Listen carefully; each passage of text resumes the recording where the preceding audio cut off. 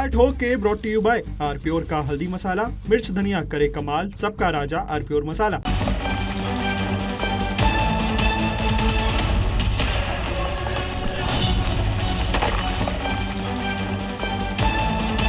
नमस्कार, आप देख रहे हैं बहस का नंबर 1 शो ताल ठोक के। आपके साथ मैं हूं प्रत्युष खरे। नरेंद्र मोदी ने भारत के सबसे लंबे समय तक निर्वाचित प्रधानमंत्री रहने का रिकॉर्ड बनाया है। पीएम मोदी ने पंडित जवाहरलाल नेहरू का रिकॉर्ड तोड़ा है।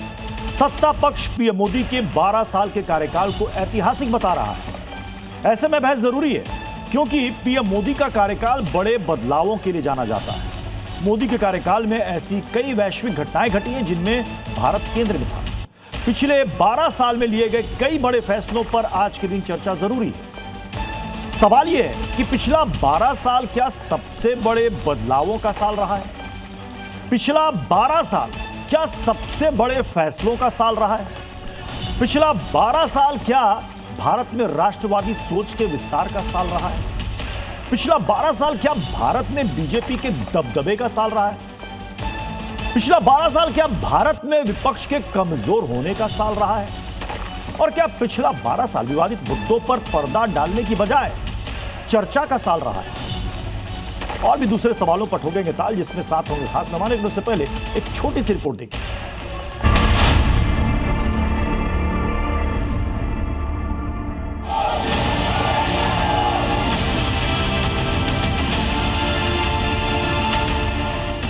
मैं नरेंद्र दामोदर दास मोदी विधि द्वारा स्थापित संघ के प्रधानमंत्री के रूप में निर्वहन करूंगा।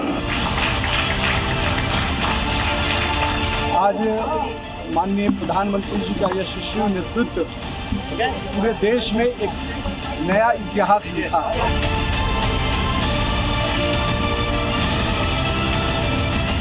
तो आज 4,399 दिन में वो रिकॉर्ड तोड़कर सबसे लंबे समय तक प्रधान सेवक के रूप में सेवा करने का उन्होंने रिकॉर्ड बनाया है। प्रधानमंत्री के रूप में ये कीर्तिमान है, सबसे लंबा अवधि काल जो अभी जारी है।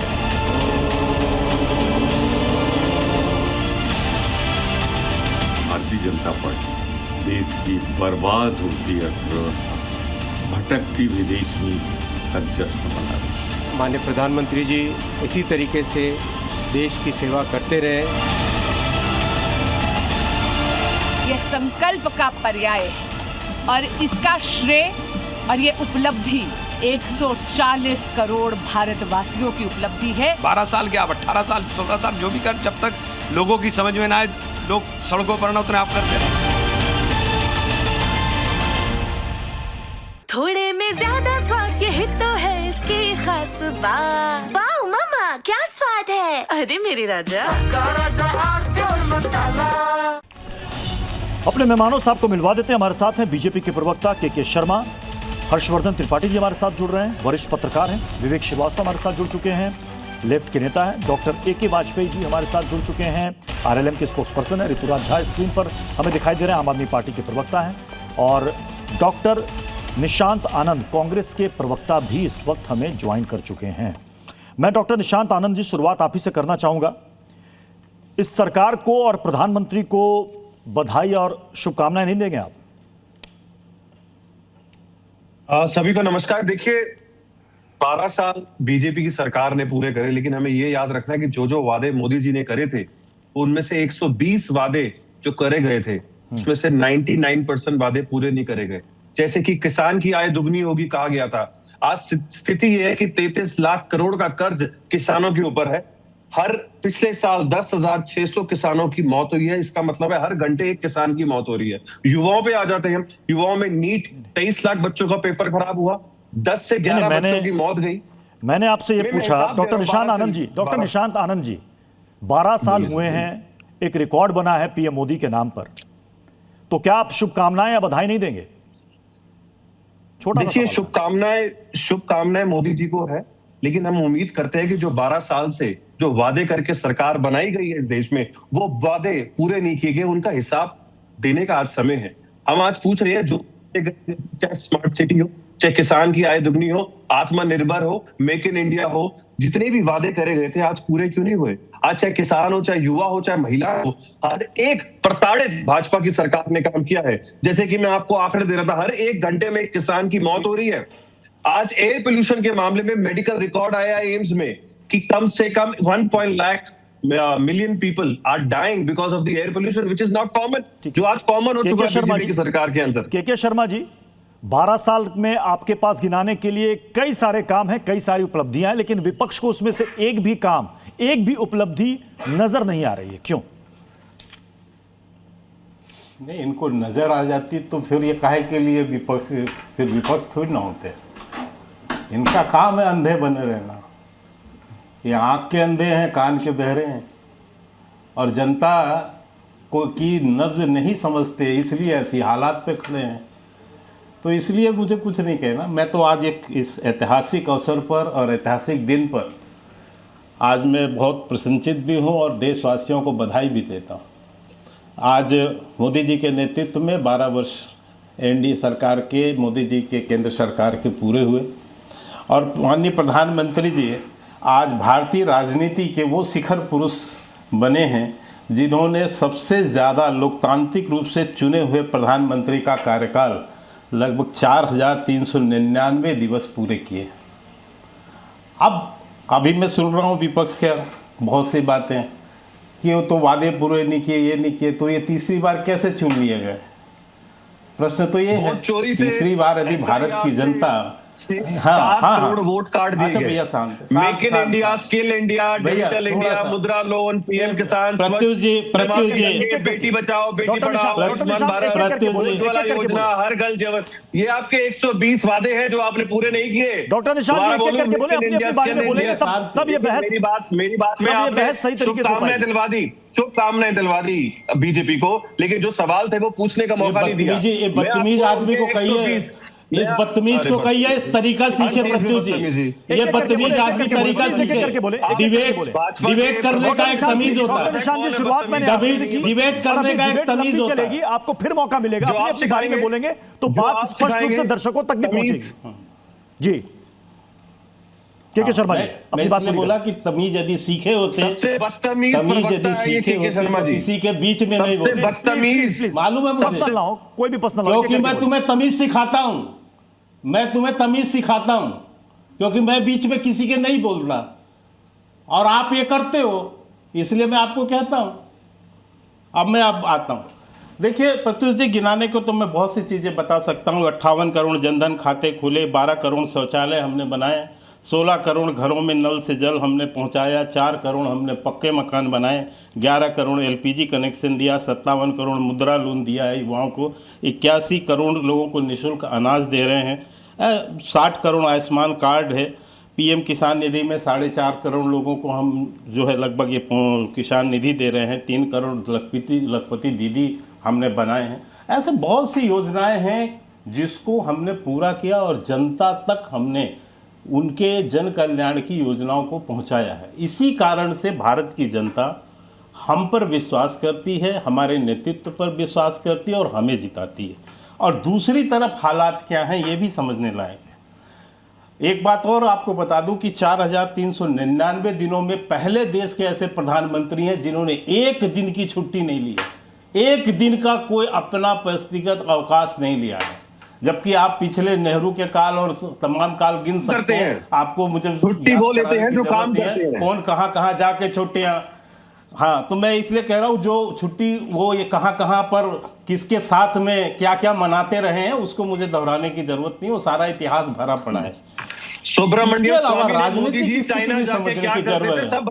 17 राज्यों में मोदी जी क्या करने जाते हैं। सुब्रमण्यम स्वामी ने सोनिया मंत्री ने बताया हुआ है। सुब्रमण्यम स्वामी ने सोनिया गांधी को क्या बोला वो सुना दूंगा तो शर्म से गड़ जाओगे, बोल नहीं पाऊंगा मैं। प्रत्युष जी इस बदतमीज को बंद कराइए, इस बदतमीज को बंद कराइए।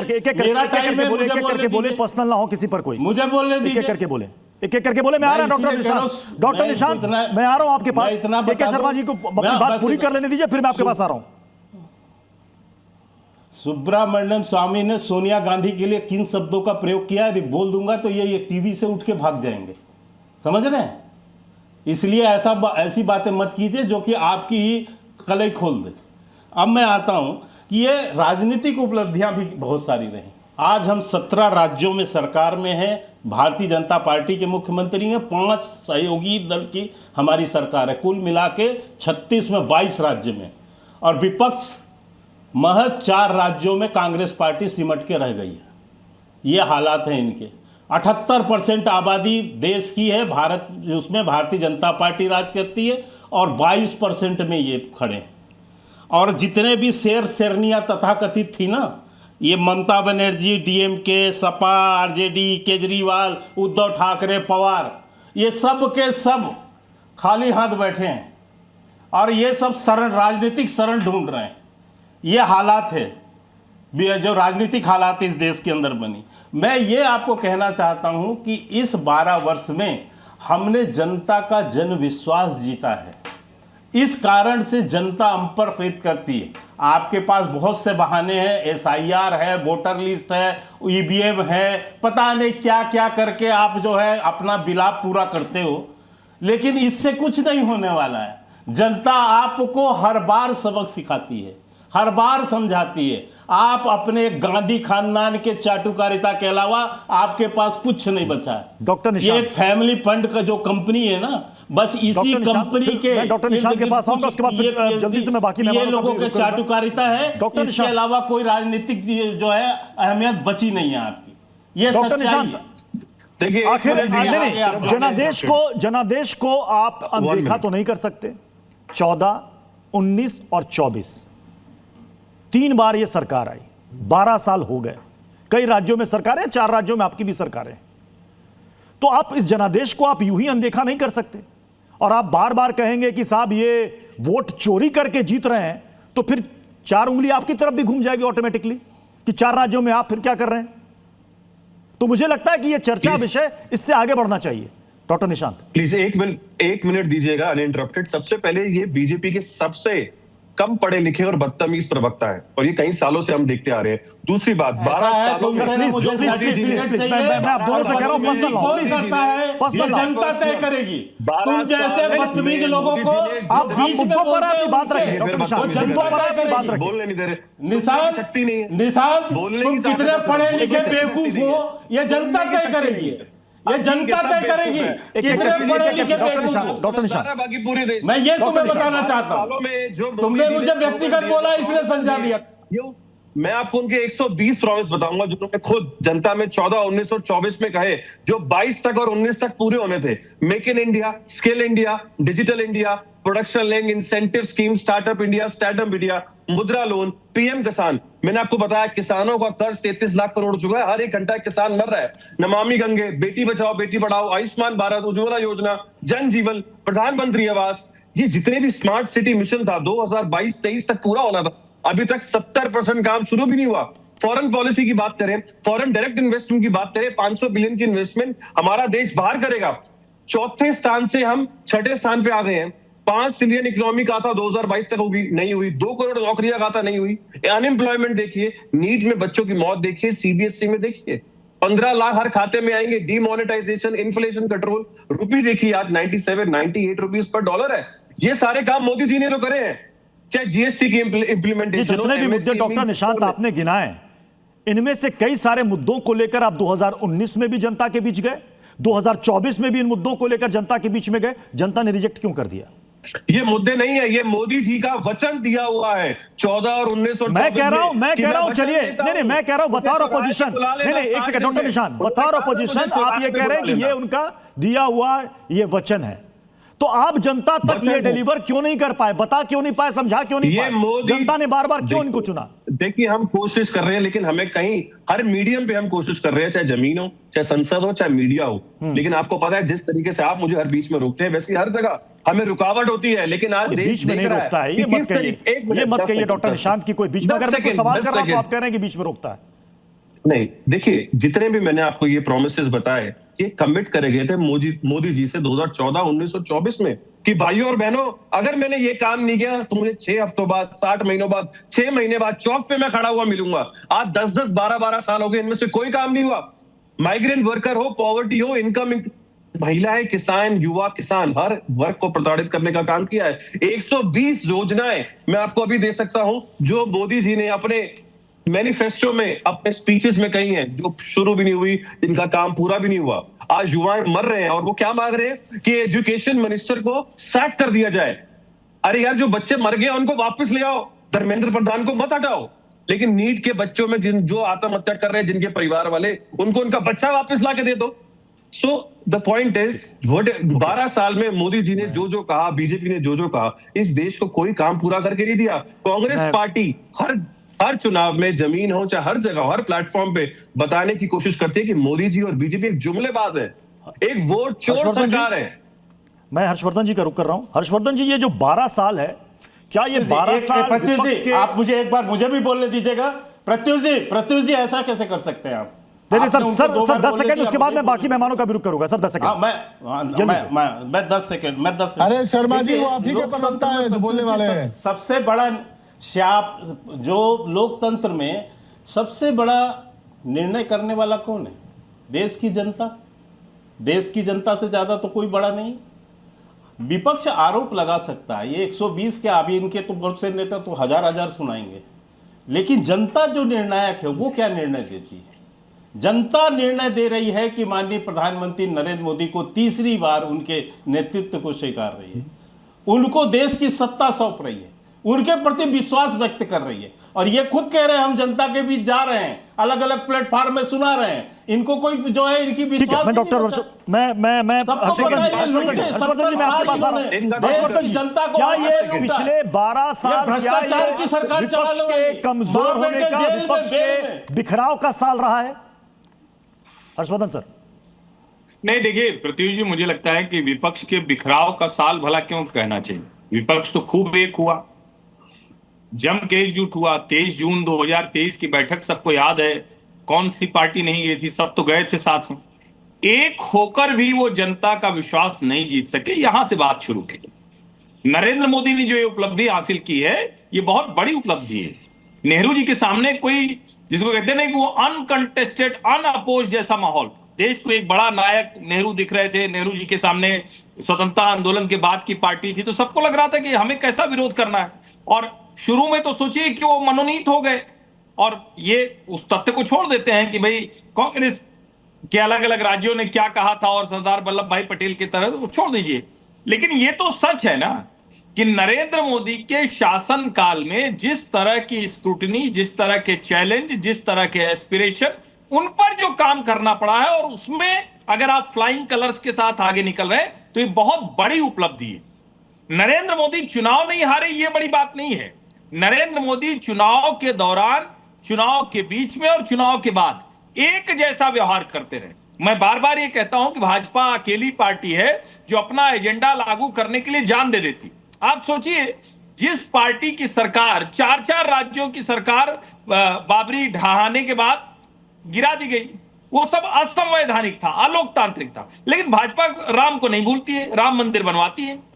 भारतीय जनता पार्टी को उनके जो फाउंडर थे जनसंघ के, श्यामा प्रसाद मुखर्जी, 370 याद रहता है।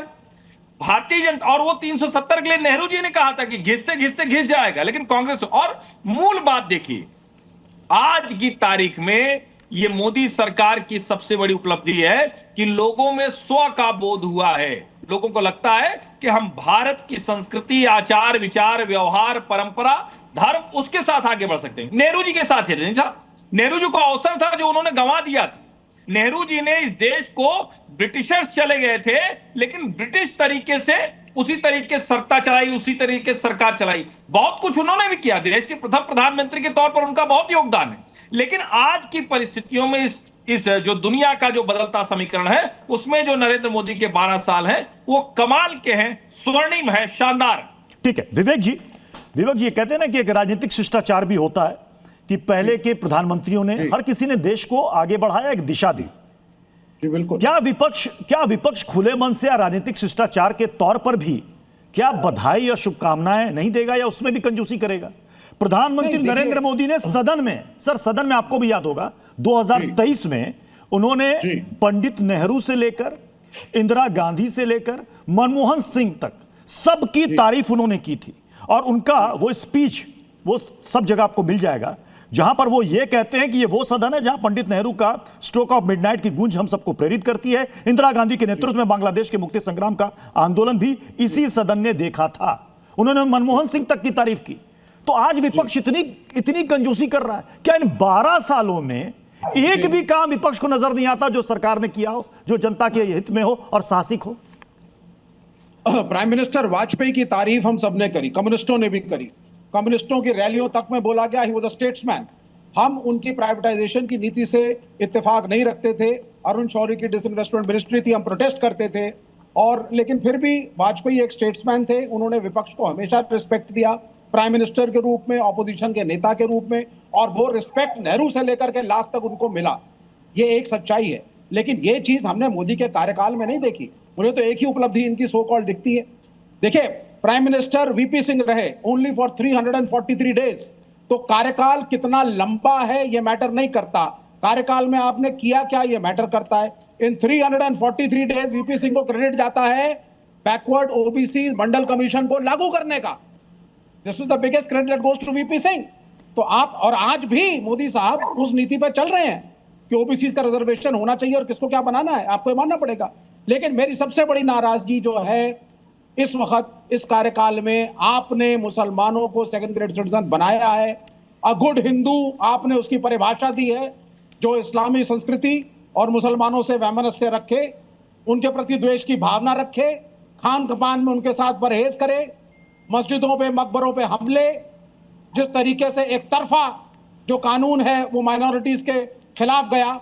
और दूसरी बात मैं आपको बता दूं, ये कहा गया साहब कि जब इलेक्शन जीत रहे हैं तो इसका मतलब जनता हमारे साथ है। जनता आपके साथ नहीं है। आपके साथ इलेक्शन कमीशन है, आपके साथ ईडी है, आपके साथ CBI, excise, income tax, customs, आप सबका दुरुपयोग करते हैं। हम इस सरकार को हमने किया। कर्नाटका में राहुल गांधी ने शर्मा जी, फिर तो आप इस पूरे डेमोक्रेटिक सिस्टम पर ही आप सवाल खड़े कर रहे हैं। बिल्कुल। आप चुनाव भी लड़ेंगे, उम्मीदवार भी खड़ा करेंगे, और जब जीत जाएंगे तो कहेंगे कि हाँ जनता ने जीता है। मतलब ये कब तक चलेगा सर, ये कब तक चलेगा? वो दिन दूर नहीं जब बायकॉट होगा इलेक्शन का। के शर्मा जी, देखिए, मैं आपको बता दूं, ये लोकतंत्र के बहिष्कार की बात तो वामपंथी ही कर सकते हैं ना, क्योंकि इनको लोकतंत्र तो पसंद ही नहीं है। ये तो तानाशाही सरकार चलाने वाले लोग हैं। तो वामपंथ का तो सिद्धांत है लोकतंत्र को खत्म कर देना, अराजकता फैलाना।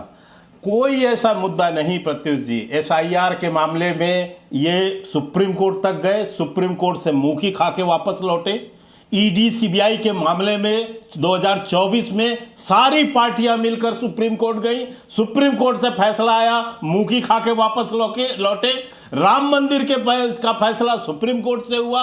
हर मुद्दे पर इन्होंने सुप्रीम कोर्ट का दरवाजा खटखटाया और हर जगह से इनको जो है, इनको मुंह की खानी पड़ी है। लेकिन हद ये है कि इसके बावजूद भी जो है झूठ बोलना, आरोप लगाना, और अभी ये भाषा की मर्यादा, एक बात मुझे पूरा कर लेनी चाहिए। अभी ये भाषा की मर्यादा समझाए थे, मैं आपको बताता हूं।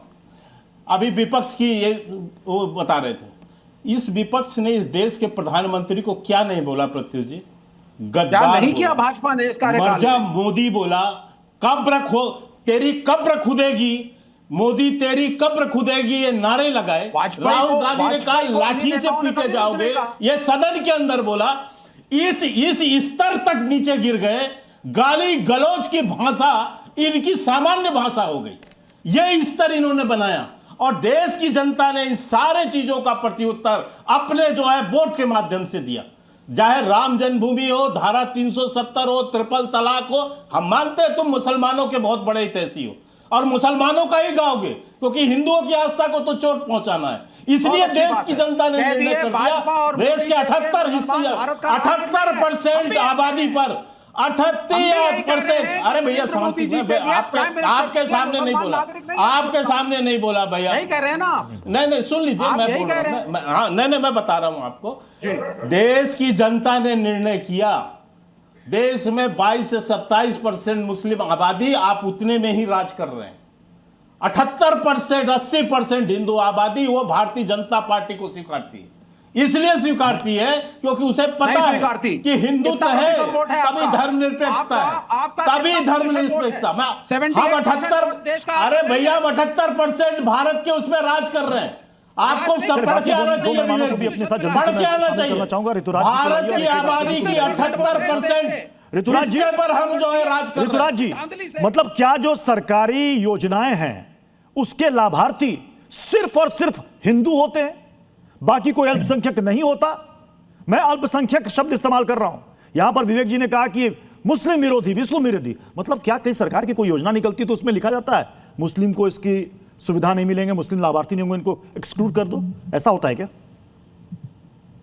प्रत्युष जी, महत्वपूर्ण ये नहीं होता है कि कौन कितने साल के लिए प्रधानमंत्री रहा, उससे ज्यादा महत्वपूर्ण ये होता है कि अपने प्रधानमंत्री के कार्यकाल में आपने उस जनता के लिए क्या काम किया जिसने आपको विश्वास करके जिताया, 3 बार जिताया। आपने कौन सा ऐसा काम किया मुझे बताओ। आपने जितने वादे किए, 15-15 लाख आएगा, काला धन आएगा, सबको 15-15 लाख रुपया मिलेगा, 2 करोड़ नौजवानों को रोजगार मिलेगा, क्या बोलते किसानों की आय 2 गुना हो जाएगी, और ये तमाम वादे जो आपने किए, शिक्षा को लेकर के वादे किए। अभी देखिए पेपर लीक, एक परीक्षा ठीक से नहीं करवा पा रहे हो, बच्चे सुसाइड कर रहे हैं, उसको लेकर के अकाउंटेबिलिटी और रिस्पॉन्सिबिलिटी नहीं फिक्स कर पा रहे हो। रुपया लगातार कमजोर हो रहा है, महंगाई लगातार बढ़ रहा है, 400 रुपए का सिलेंडर 1200 रुपए का मिल रहा है, 55 लाख करोड़ का कर्जा 2014 में था, अभी 200 लाख करोड़ का हो गया है। अरे किस बात का जश्न मना रहे हो? और सोचो, इनफैक्ट मीडिया की हालत क्या कर दी है। मीडिया का इंडेक्स जो है सो लगातार गिर रहा है। उसके बाद आप भ्रष्टाचार पे बात करते थे, सारे भ्रष्टाचार या तो भाजपा में चले गए ईडी सीबीआई के डर से, या विदेश चले गए, जो पूंजीपति थे सारे के सारे पैसा लेकर के भाग गए। आपको बताना चाहिए था कि 12 साल से आप प्रधानमंत्री हैं, 200 क्या बोलते स्मार्ट सिटी की बात करी थी, आपको यह बताना चाहिए था कि 12 साल में जितने आपने वादे किए थे उसमें से कितने % वादे पूरे हुए। शिक्षा पर क्या किया, स्वास्थ्य पे क्या किया, रोजगार पे क्या किया, किसानों के लिए क्या किया, नौजवानों के लिए क्या किया, आपको बताना चाहिए ना। किस बात का जश्न मना रहे हो ये बताओ। ये जो है सो इस बात से फर्क नहीं पड़ता कि कौन आदमी कितना दिन के लिए प्रधानमंत्री रहा। अरे आपने जनता के लिए क्या काम किया ये बताइए। सुन नहीं पाए ए.के. वाजपेयी जी, ये सुन नहीं पाए, मैंने आंकड़े सुनाए, ये बहरे हैं, शायद इनको सुनाई नहीं पड़ा। मैं ए.के. वाजपेयी जी, मैं ए.के. वाजपेयी जी आपके पास आ रहा हूँ। ए.के. वाजपेयी जी जो विपक्ष की तरफ से कांग्रेस की तरफ से कहा गया ए.के. वाजपेयी जी कि वो एक सेकंड ऋतुराज जी मेरा सवाल ए.के. वाजपेयी जी से था, पहले नहीं मिलता था 80 करोड़ जिसमें कांग्रेस ये कह रही है कि पंडित नेहरू 1952, 1957, 1962 स्पष्ट बहुमत से जीते, प्रधानमंत्री बने, लेकिन यहां 2024 में सहयोगियों के दम पर यह सरकार आई, अपने दम पर नहीं आई। 400 पार का नारा डॉक्टर ए.के. वाजपेयी जी तो देखिए तो उससे पहले तो 303 भी आए हैं ना इनके, उससे क्या फर्क पड़ता है। एक गठबंधन की राजनीति चल रही है देश में, और ये अब से नहीं चल रही, 80 के दशक के बाद लगातार गठबंधन की राजनीति चल रही है। जब हमको कोई ऐतराज नहीं है गठबंधन में, तो इनको क्या, और ये भी तो गठबंधन करते फिर रहे हैं, ये पार्टियों को मर्ज कराते फिर रहे हैं। अभी टीएमसी को मर्ज करा रहे हैं कि नहीं करा रहे हैं। और अभी इन्होंने कहा कि जनता के लिए क्या किया, जनता के लिए क्या, सुने जरा जनता के लिए क्या किया आपने। कोरोना जैसे संकट से हम ही प्रधानमंत्री इसी सरकार ने उबारा है। 80 करोड़ लोगों को मुफ्त राशन का इंतजाम इसी सरकार ने किया है, पहले कभी नहीं हुआ। आर्थिक सुधार हम ही लोगों ने किया, किसने दिया बताइए। 80 करोड़ लोगों को नहीं, 80 करोड़ लोगों को किसने मुफ्त कर दिया इंतजाम किया भोजन का। उसके बाद जीएसटी की कमाई जो सबसे ज्यादा हमने पहुंचाई है। एक सेकंड ऋतुराज जी अपनी बारे में बोलिएगा प्लीज। ऋतुराज जी जवाब दीजिए। देखिए जब आप बोल रहे थे तो ए.के. वाजपेयी जी बिल्कुल खामोशी से सुन रहे हैं। जीएसटी कलेक्शन 2 लाख से ऊपर क्रॉस कर दी महीने की, 2 लाख करोड़ से ज्यादा। ये किससे पहले कभी हुआ जीएसटी ऐसे? कितने टैक्स आप लोगों ने लगाए हुए थे? उसके बाद सर्जिकल स्ट्राइक कभी किया आपने बताइए, कभी किए हो तो। ऑपरेशन सिंदूर किया कभी आपने? 370 किसी के हटाने की हिम्मत हुई क्या? राम मंदिर बनाया क्या? 3 तलाक कब किया? महिला आरक्षण किया आपने क्या? महिला आरक्षण किया? 20 करोड़ शौचालय बनाए? कितने काम गिनाऊं? 150 की लिस्ट है मेरे पास। माफ करना, ये कामयाबी है, और कामयाबी का सर्टिफिकेट आप नहीं देंगे, देश की जनता देती है, जिन्होंने दे रखा है केंद्र में भी तीसरी बार और 22 राज्यों में सरकार। ये ऐसे ही नहीं आता है। मोदी जी का जो ऊंचा है गर्व से माथा, वो गरीब गुरबा की वजह से है। और जहां तक सवाल है अंतरराष्ट्रीय ख्याति का, चौथी विश्व की सबसे बड़ी अर्थव्यवस्था प्रधानमंत्री के कार्यकाल में ही बनी है। अभी युद्ध की वजह से थोड़ा सा डाउन आया है, फिर दोबारा जाएगी, फिर दोबारा जाएगी। डॉक्टर निशांत, डॉक्टर निशांत, आपके पास अलग लिस्ट है जिसमें आप बता रहे हैं कि सरकार की क्या नाकामियां हैं, आपको पूरा हक है आलोचना करने का। लेकिन मुझे एक बात बताइएगा डॉक्टर निशांत, अनुच्छेद 370 बहस बहुत पुरानी थी, कहा जाता था कि साहब ये असंभव है, ये हो ही नहीं सकता, खून की नदियां बह जाएंगी। लेकिन ये बताइए कि ये संभव कैसे हो गया? और जब ये संभव हुआ तो आप ही के पार्टी के कई नेता, आप कहेंगे कि उनमें से कुछ लोग बाद में बीजेपी में आ गए, लेकिन कांग्रेस के वरिष्ठ नेता जनार्दन द्विवेदी, उन्होंने खुलकर तारीफ की और बताया कि इतिहास की एक गलती थी जिसको आज सुधारा गया है। ऐतिहासिक और साहसिक फैसला, आप ही के नेता ने कहा। तो क्या इसके लिए भी आप तारीफ नहीं करेंगे इस सरकार की? देखिए, आप मुझे ये बताइए, क्या जो किसान हर घंटे मर रहे हैं, नहीं, मैंने अनुच्छेद 370 पर बोला सर, उसी पर आइए, अभी किसान मत जाइए। देखिए, यहाँ पर मुझे मेरी पार्टी ने अपनी पार्टी के जो विचार है, जो बीजेपी सरकार ने 12 सालों में, सर मैंने आप ही के पार्टी के वरिष्ठ नेता का वो बयान कोट किया, वो पूरी बात कहने दीजिए। देखिए, मोदी साहब ने कहा था महंगाई से राहत मिलेगी 2014 में। आज एलपीजी का रेट 123% बढ़ा है, पेट्रोल का रेट 50% बढ़ा है, 80% डीजल बढ़ा है, 71% दूध और दाल बढ़ा है। ये पार्टी की बात कहने में यहां पर आया हूं, जो देश का रोजगार, जो युवा किसान महिलाएं हैं, जो आज सवाल मोदी जी से पूछना चाह रही है। मैं यहां पर मोदी जी की तारीफ करने नहीं आया। कांग्रेस की सरकार में आईटी, एम्स, इसरो, जो सारे काम करे गए, राइट टू एजुकेशन, ये कांग्रेस की सरकार में करे गए। मोदी साहब ने क्या किया? भारत को विश्व पे रोजगार केंद्र बनाऊंगा कहा था। आज 18% युवा बेरोजगार है। एमएसएमई की बात करें, जिससे हमारे देश की जीडीपी बढ़ती है, 40,000 एमएसएमई लास्ट ईयर बंद हो गई। किसान 1 लाख किसान आत्महत्या कर चुका है, 2 लाख पिछले 2 सालों के अंदर। विश्व गुरु की बात मोदी जी ने कही थी, लेकिन आज दुनिया के एक हिस्से में किसी जहां युद्ध चल रहा है, आज हमें परमिशन लेके तेल लेना पड़ रहा है। एलएनजी 25% कम हो गया है देश में।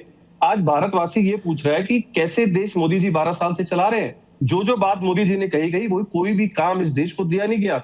धरातल पे कोई किसी भी वर्ग को कोई फायदा नहीं किया। और जहां तक इनकी जीतने की बात है, लगभग 7 लाख करोड़। के शर्मा जी 370 पर आप ये नहीं बोलेंगे, ये कह रहे हैं कि ये यहाँ पर आए हैं, यहाँ पर सरकार की आलोचना करने। ठीक है, आलोचना करने का पूरा हक है, लेकिन थोड़ा सा बड़ा मन दिखाते हुए 370 पर आप तारीफ भी कर देते तो अच्छा लगता है। कोई बात नहीं। के शर्मा जी, एक जो सबसे बड़ा गंभीर आरोप लग रहा है कांग्रेस की तरफ से, वो ये कि आधुनिक भारत के निर्माण में पंडित नेहरू की भूमिका को मिटाने की कोशिश की जा रही है। के शर्मा जी। नहीं प्रत्युष जी, देखिए, देश के प्रधानमंत्री ने लाल किले के प्राचीर से और सदन के अंदर भी दोनों जगह से एक बात को कहा कि इस देश को बनाने में सभी प्रधानमंत्रियों का अपना अपना योगदान है। पर उस दौर में जो प्रधानमंत्रियों ने बड़ी गलतियां की हैं और देश को खतरे में पैदा कर दिया देश के अंदर, उसकी भी तो चर्चा होगी ना। अब यदि भारत की जमीन आपने चीन को दे दिया कि ये बंजर भूमि है कह के, तो इसकी भी चर्चा होगी।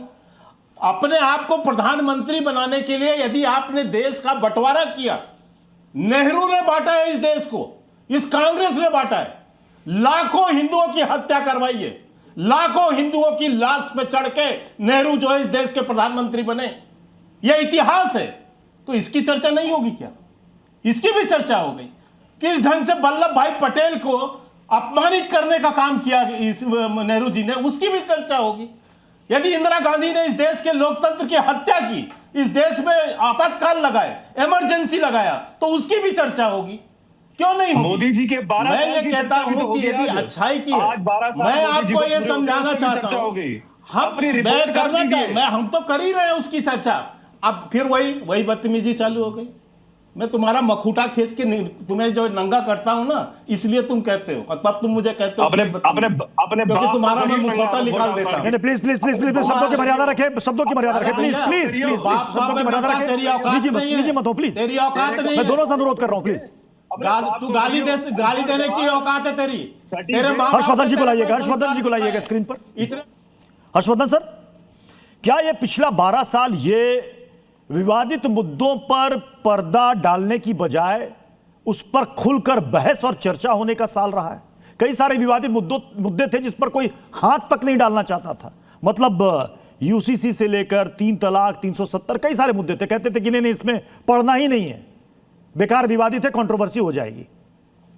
नहीं प्रत्युष जी, आपने बड़ा अच्छा सवाल किया और मुझे लगता है कि नेता के तौर पर देखें तो नेता तो वही होता है जो कोई भी चुनौती है, कोई भी समस्या है तो उसका समाधान खोजता है।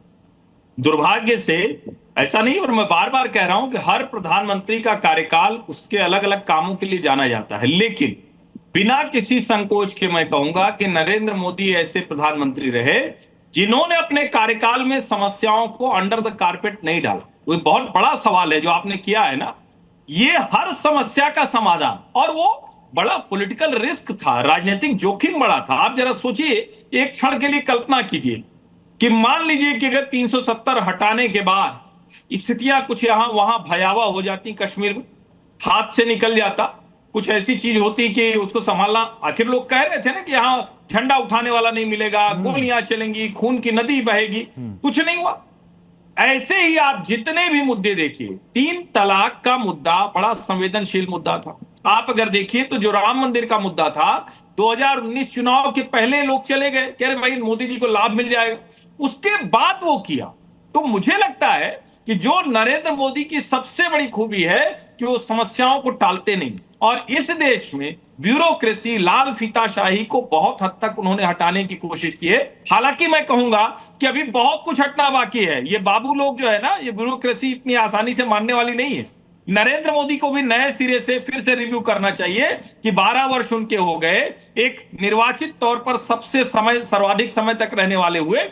अब देश में इस ब्यूरोक्रेसी को पूरी तरह से ब्रिटिशर्स की जो मानसिकता थी उससे कैसे बाहर लाए। और ये छोटी बात नहीं है, हमारी संसद से लेकर हमारे सारे कार्यालय, हमारी पद्धति, वो सब बदलने का वो सामान्य नहीं। अब आप छोटी सी बात समझिए ना, आपको हिंदी संस्कृत में हर जगह हर जितने नाम पट्टे हैं, जितने शिला पट्टे हैं, वहां लिखा हुआ मिलेगा। कहने को छोटी बात लगती, हमारा जो अपना भारत का ज्ञान था उसको वापस लेके आया जा रहा है। हमारी जो अपनी जो मूर्तियां थी, जो हमारे जो पुरातत्व से जुड़ी चीजें विदेशों से हम लेकर आ रहे हैं, ये सामान्य चीजें नहीं है।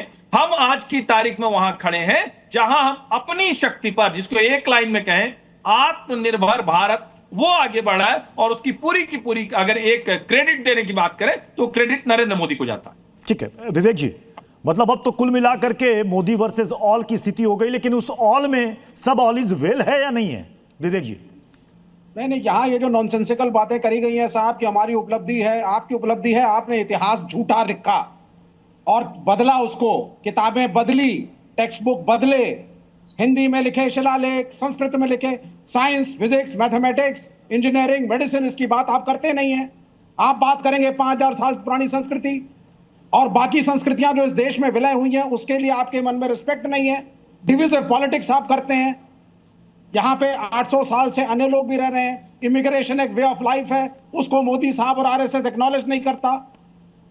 सूफिज्म जो भारत की देन है, जिसको कह सकते हैं इंडियनाइजेशन ऑफ इस्लाम, उसको आप मानते नहीं है। आप कुछ भी नहीं मानते हैं, आप काल्पनिक दुनिया में रहते हैं और उसको यहाँ पे थोपने की कोशिश कर रहे हैं, और कुछ लोग भावनावश उसमें बहते भी हैं। आप देश को रिग्रेसिव दिशा में ले जा चुके हैं। खतरे की घंटी बज रही है। धर्म के नाम पे अंदर प्रेशर कुकर बना हुआ है और जाति के नाम पे दूसरा प्रेशर कुकर। यह जिसको कहते हैं ना Harshvardhan, everything is being brushed under the carpet. सब कारपेट के अंदर ब्रश किया जा रहा है।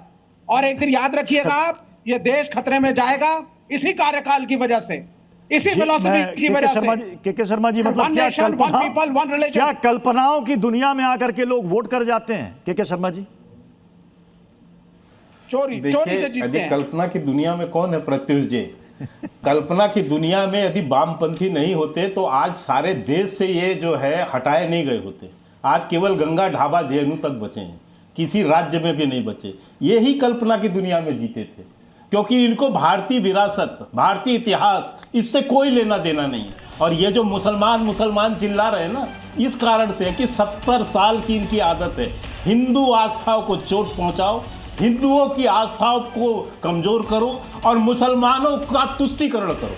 ये काम गांधी खानदान ने किया, ये काम कांग्रेसियों ने किया, ये सारे वामपंथियों की ये सोच रही है। इसी कारण से इसी के कारण से आज इनकी ये हालात हुए हैं इस तरह से। और कांग्रेस तो यहां तक बोलती है, कांग्रेस पार्टी की कांग्रेस मतलब मुसलमान, मुसलमान मतलब कांग्रेस। ये रेवंत रेड्डी का बयान है। राहुल गांधी कहते हैं कि कांग्रेस मुसलमानों की पार्टी है। तो ये तुष्टि, हाँ, कोई बुराई नहीं है सर। हिंदुओं की आस्था पर चोट पहुंचाना ये आपके लिए प्रसन्नता का विषय रहा। इसीलिए बहुत बहुत शुक्रिया आप सभी मेहमानों को हमारे साथ ताल ठोके में जुड़ने के लिए। खबरें जारी रहेंगी, बने रहिए। मीठा या नमकीन, चाहे जैसे खाओ, 100% सूजी से बनी आर प्योर वर्मिसेली, स्वादिष्ट, सेहतमंद हर रोज।